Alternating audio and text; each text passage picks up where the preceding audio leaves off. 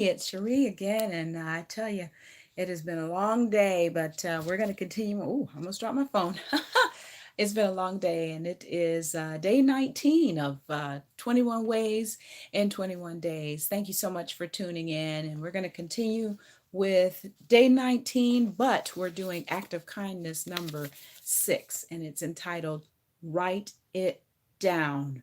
Now, obviously, with me having written a book, and of course, if you look on my website at slrpresents.com, I've written a few productions, stage plays, small films, different scripts that I've actually written. And hey, even television and film starts out with writing it down. Even if it's just an idea, you still have to write it. Songwriters have to write down the lyrics before they even produce the song.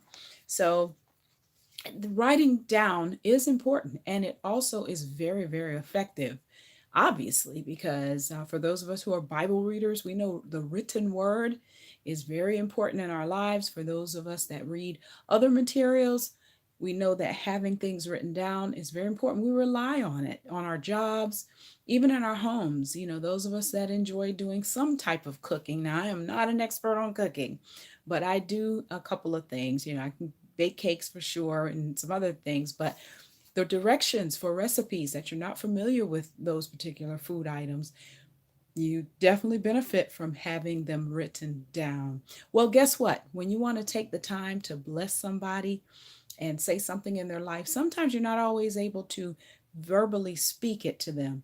But if you write it down, and there are a couple of ways I talk about or discuss in the book that you can write some things down. Number one, we know social media is a powerful tool, and that it does allow you to write things down, and also to get it to them very quickly. So if you're using a text or if you're sending it in an email, certainly allows you to get it to them very quickly. Also, you can just use cards. Oh man, my father was notorious. As a matter of fact, I even wrote this book because I was inspired by him and how much he was so loving and loved to give to people to show them how much he really cared about them, or at least wanted to just appreciate them. But certainly a good old card, greeting cards are just wonderful. If you go down the card aisle and you begin to read some of the writings in the cards, sometimes they're so inspiring, and it just helps to make that birthday or the anniversary or just that special day so much more unique and touching. Also, there was something I used to do when I was a teenager.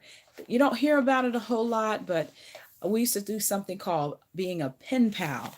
And so, having pen pals, we would write to each other and do letters. Now that technology is so, obvious and so accessible, people don't do letters like they used to, but that's still a way that you can reach someone, is by just simply writing a letter or a note.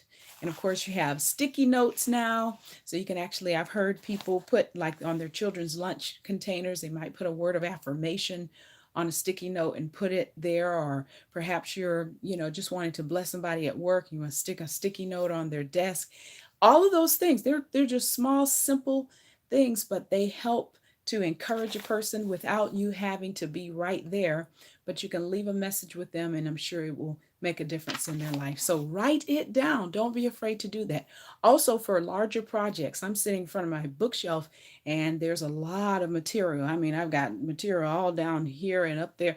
And all of these people, whether they're video projects or whether they are books, they took the time to, at some point, write it down. And as a result, it was able to be produced and be able to share with the world. I probably don't even know half the people that worked on the project, but I'm benefiting from it because they took the time to write it down first, and then somebody can run with it. You all know where I'm going with the scripture on that. Write the vision, make it plain so they that read it can run with it. So that means that people can apply it and make it happen. So don't forget to write it down. It's certainly going to bless somebody. And I want you to join me. Today is day 19. We've got 2 more days And we're almost to the end of this particular book review. The book again is 21 Ways to Bless Even If You're Broke. And don't be afraid to challenge yourself. Some of these things sound very easy, but to take the time out to do these very simple ways to bless people, it does take time and it does take a willingness to go ahead and take that first step. So I encourage you to do that. Be sure to join me again for day 20.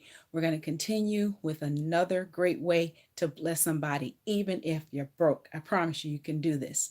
Thank you for listening. And don't forget, like, share, subscribe. Also, check me out on other social media sites.